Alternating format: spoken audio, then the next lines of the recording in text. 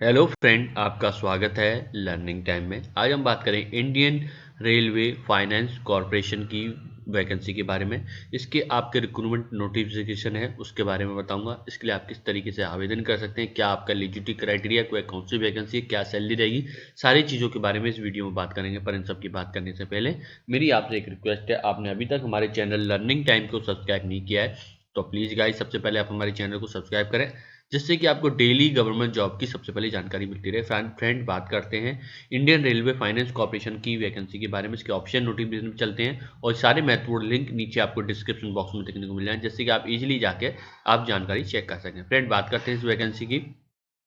यहाँ पे advertise number आप देख सकते हैं। स्टार्टिंग डेट 12/12 से लेकर 14/1 तक आप आवेदन कर सकते हैं, ठीक है, जो कि Indian railway finance corporation limited की वैकेंसी है, ठीक है। तो इसके बारे में बात करते हैं पहले। तो यहाँ पे देख सकते हैं IRFC invite online application from the dedicate committed and self motivate young professional following for the following post. यहाँ पे देख सकते हैं group general manager finance FE8 आपकी स्किल पे देख सकते हैं। टोटल पोस्ट है 1 UR कैटेगरी में।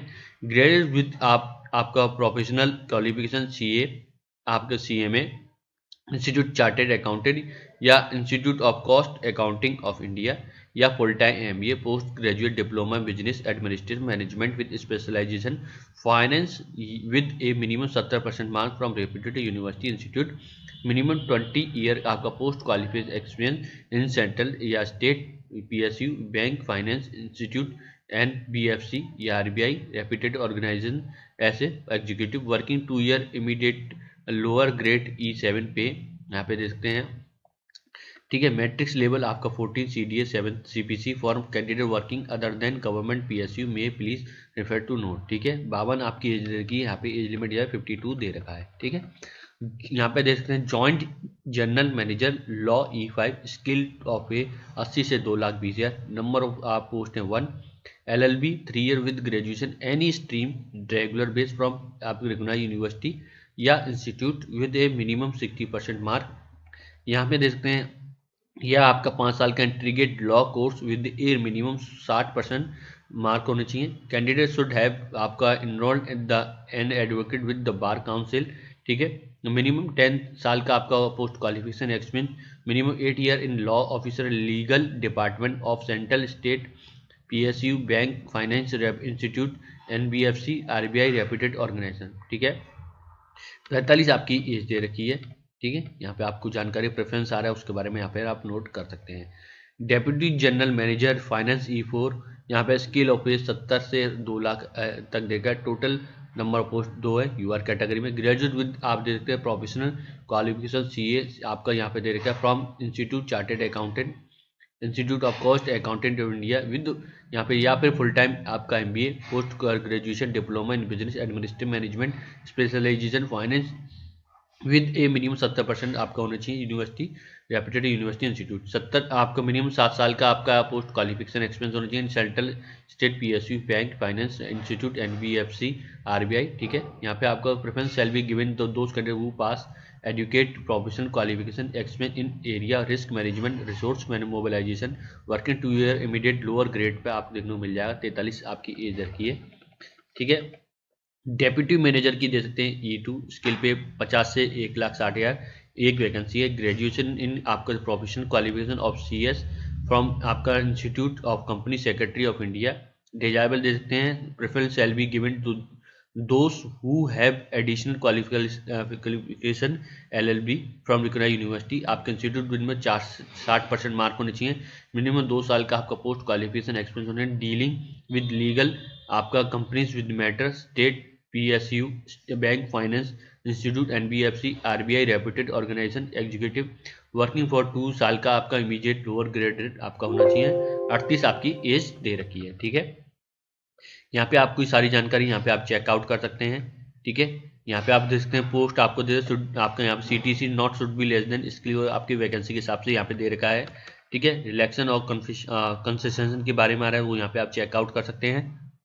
तो फ्रेंड यहाँ पे हम बात करें सिलेक्शन प्रोसीजर की। आपका application receive shall be screen for eligible candidate के लिए, ठीक है। यहाँ पे शॉर्टलिस्ट किए हैं कैंडिडेट, ठीक। तो यहाँ पे एक वैकेंसी पे 10 लोगों को बुलाया जाएगा, जो कि अनुपात दिखाई दे रहा है। ठीक है। जनरल कंडीशन यहाँ पे आपको दे रखी है, वो यहाँ पे आप रीड करना चाहें उसको रीड कर सकते हैं। यहाँ पे आपको दे सकते हैं candidate belong to government semi government, यहाँ पे एनओसी लेके आना होगा at the time of interview. ठीक है। आपको यहाँ पे एक कट ऑफ डेट है सारी आपकी 14/1/2021 से अनुसार रहेगी। मिनिमम एक्सपीरियंस क्वालिफिकेशन सारी चीज़ें यहाँ पे 14/1/2021 के अनुसार रखी गई हैं। ठीक है। यहाँ पे आपको उसकी जानकारी आ रही है और आप चाहे तो पढ़ना सकते हैं। यहाँ पे following document will be given order only, यहाँ पे इस ऑर्डर में आपको लेके आने हैं। तो देखिए सबसे पहले यहाँ पे आप देख सकते हैं colour photo, date of birth के लिए हाई स्कूल का सर्टिफिकेट एकेडमिक आपको क्वालिफिकेशन 10+12, यहाँ पे आपको पोस्ट ग्रेजुएशन देख सकते हैं। SC/ST का PWD, यहाँ पे इस तरीके से आपका एड्रेस प्रूफ ये जो आ रहा है तो सब यहाँ पे आपको लेके आने होंगे। ठीक है। यहाँ पे इसकी आपकी जानकारी दे सकते हैं। डॉक्यूमेंट सपोर्ट वर्किंग एक्सपीरियंस की यहाँ पे आ रहा है। प्रोसीजर फॉर अप्लाई के बारे में यहाँ पे नीचे जानकारी दे रही है। Step for applying. ठीक है। यहाँ पे आपके लिए कोई फीस नहीं है, एक मैं आप बता दूं, यहाँ पे आपके लिए कोई भी जो अप्लाई करना चाहता है उसके लिए कोई भी फीस नहीं है। ठीक है। अप्लाई करने का मैं तरीका मैं आपको बता देता हूँ। रजिस्ट्रेशन के लिए स्टेप 2 यहाँ पे आपको दे रखा है, किस तरीके से करना है यहाँ पे आप उसके बारे में जानकारी है। फोटो के बारे में दे रखा है। ठीक है। तो यहाँ पे देखिए इसकी ऑफिशियल वेबसाइट पे जाएंगे, हम अपॉर्चुनिटी में जाएंगे। जैसे ही यहाँ पे गए तो यहाँ पे आपको देख सकते हैं अप्लाई नाउ पे क्लिक करना है। ठीक है। यहाँ पे इसका आपका नोटिफिकेशन ये डाउनलोड हो जाएगा, तो मैं इस पे लिंक पे क्लिक गया। ठीक। तो यहाँ पे आपको ईमेल रजिस्ट्रेशन के लिए आ रहा है। सबसे पहले हम रजिस्ट्रेशन पर कर जाएंगे, तो रजिस्ट्रेशन का यही है। ठीक है। यहाँ पे हाउ टू अप्लाई के बारे में यहाँ पे भी देख सकते हैं। सबसे पहले ईमेल आईडी डालें, अपना कंफर्म पासवर्ड डालें, फिर एक और बार कंफर्म पासवर्ड डालें। इस तरीके से यहाँ पे आप रजिस्ट्रेशन कर सकते हैं। तो फ्रेंड ये ऐसे देख सकते हैं मेरा लॉगिन यहाँ पे उससे सॉरी यह रजिस्ट्रेशन हो चुका है, तो मैं लॉगिन पे क्लिक करूँगा। ठीक है। मैंने लॉगिन पे क्लिक किया। अब यहाँ पे ईमेल आईडी जो मेरे पासवर्ड था वो मुझे एंटर करना होगा। तो यहाँ पे आप देख सकते हैं मैंने जो ईमेल आईडी थी वो पासवर्ड बनाया तो वो यहाँ पे रख लिया है। ठीक है। टोकन। तो फ्रेंड यहाँ पे आप देख सकते हैं मैंने अप्लाई किया। सबसे पहले वहाँ पे आपको लॉगिन किया तो वो सबसे पहले लॉग आउट करिएगा यहाँ से, फिर दोबारा से लॉगिन करिए, तब इसको आपको ऐसा दिखाई देगा। ठीक है। तो यहाँ पे मैंने सिंपली यहाँ पे आप दे सकते हैं। ठीक। तो हम चलते हैं। तो फ्रेंड यहाँ पे सबसे पहले अपना नाम, पोस्ट अप्लाई करना चाहते हैं उस पोस्ट को यहाँ पे आप सेलेक्ट कर लीजिए, जैसे मैंने यहाँ पे सेलेक्ट कर लिया। ठीक है। यहाँ पे आपको अपनी कैटेगरी बतानी, जो भी आपकी कैटेगरी यहाँ पे आप बताएं। फिर आपको यहाँ पे आप दे सकते हैं, ये आपको यहाँ पे एज बताना है, एज आपकी यहाँ पे क्या है। यहाँ पे आप पर्सनल डिसेबिलिटी है यस या नो कर सकते हैं। एक्स सर्विसमैन है तो यहाँ पे आपको डिसेबिलिटी बतानी है, एक्स सर्विसमैन है यस या नो कर सकते हैं। ठीक है। यहाँ पे आपको डेट ऑफ आपको जो ज्वाइनिंग की थी एक्स सर्विस वाले रिटायरमेंट का क्या है सारी जानकारी यहाँ पे देनी पड़ेगी। ठीक है। इसके बाद यहाँ पे आप देखते हैं आपके IRFC के आपके एम्प्लॉई हैं तो यस या नो कर सकते हैं। यस है तो यहाँ पे आपको उसकी जानकारी देनी पड़ेगी, एम्प्लॉय नंबर बताना पड़ेगा। ठीक है। प्रेजेंट डेजिग्नेशन यहाँ पे जानकारी देनी पड़ेगी। ठीक है। तो ये सब करने के बाद अगर यहाँ पर नहीं है तो सीधे सिंपली नो करें, और यस करते हैं। यहाँ पे आपको देखिए आपके डोमिसाइल जम्मू कश्मीर के हैं तो यस या नो कर सकते हैं। ठीक है। ये सब करने के बाद यहाँ पे सेव करें और अपनी इन्फॉर्मेशन को एक बार जरूर चेक कर लें करने से पहले, हो सकता है कहीं गलती ना हो गई हो। ठीक है। यहाँ पे आप देखिए कैंडिडेट का नाम आ रहा है। ठीक है। फादर नेम, मदर नेम, यहाँ पे आप शादीशुदा हैं या नहीं उसकी जा रही है, नेशनलिटी, कॉन्टैक्ट डिटेल, आपका ईमेल आईडी, यहाँ पे आपको प्रेजेंट एड्रेस के बारे में जानकारी पूछेगी, यहाँ पे उसकी जानकारी देना, सिटी, पिन कोड, यहाँ पे आपको जो है आप क्या permanent address same address yes या नो कर सकते हैं। तो प्रेजेंट एड्रेस पे यस करने पर तो ये जो आपकी जानकारी आ रही है उसी को आपकी नीचे कॉपी हो जाएगी। ठीक है। तो आपको यहाँ पे देख सकते हैं आपको जो आ रहा है स्टेट के बारे में यहाँ से आपको जानकारी देनी है, permanent city, district, pin code, यहाँ पे आपको जानकारी देने का सेव एंड इस तरीके से यहाँ पे आप कर रहे हैं। ठीक है। ये करने के बाद क्वालिफिकेशन डिटेल आ रही है, तो यहाँ पे आपको हाई स्कूल की क्वालिफिकेशन डिटेल है, year of passing, required percentage क्या है, इंटरमीडिएट आपका 12th की जानकारी है, आपने कब पास किया था, ईयर ऑफ पासिंग, परसेंटेज क्या है, ग्रेजुएशन की ईयर ऑफ पासिंग कब किया था, सब्जेक्ट क्या थी, यहाँ पे आपको देना परसेंटेज देना है, एसेंशियल क्वालिफिकेशन की जानकारी देनी है, MBA पोस्ट ग्रेजुएट जो भी आपने कर रखा है तो उसके यहाँ पे आप दें। यहाँ पे आप स्पेशल ब्रांच के बारे में बताएं, फाइनेंस, आपके जो CGPA थे, OGPA थे उसके बारे में, percentage mark, year of passing कब की थी, name of college institute, CA आपको CA है या ICW है उसके बारे में यस या नो कर सकते हैं, CA की detail, year of passing, member type, सारी जानकारी यहाँ पे देनी होगी।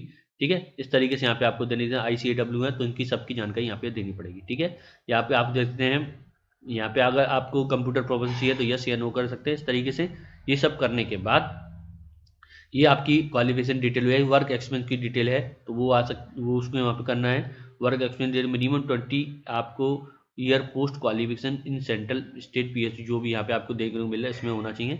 ठीक है, इसकी यस करने के बाद यहाँ पे आपके organisation name, type organisation, designation, post, area of experience, scale pay और फ्रॉम डेट कब से कब तक यहाँ पे जानकारी देनी पड़ेगी। ठीक है, तो ये सब आप यहाँ पे चेकआउट कर सकते हैं। उसके बाद आपका अपलोड डॉक्यूमेंट है, सिग्नेचर, फोटो अपलोड ये आपका जेपीआर, आपको उसमें आप रार में आपके जो लिस्ट थी उसको आपको बनाकर यहाँ पे सबमिट करना होगा। ठीक है, इस तरीके से ये करने के बाद यहाँ पे आप इस तरीके से आवेदन कर पाएंगे। अगर डिफिकल्टी आती है तो यहाँ पे आप जाके खुद चेक कर सकते हैं। ठीक है, उन्होंने भी नोटिफिकेशन में बता रखा, तो सारे इंपॉर्टेंट लिंक नीचे डिस्क्रिप्शन बॉक्स में देखने मिल जाएंगे। अगर ये फ्रेंड ये वीडियो पसंद आए तो प्लीज़ हमारे चैनल से जुड़ें।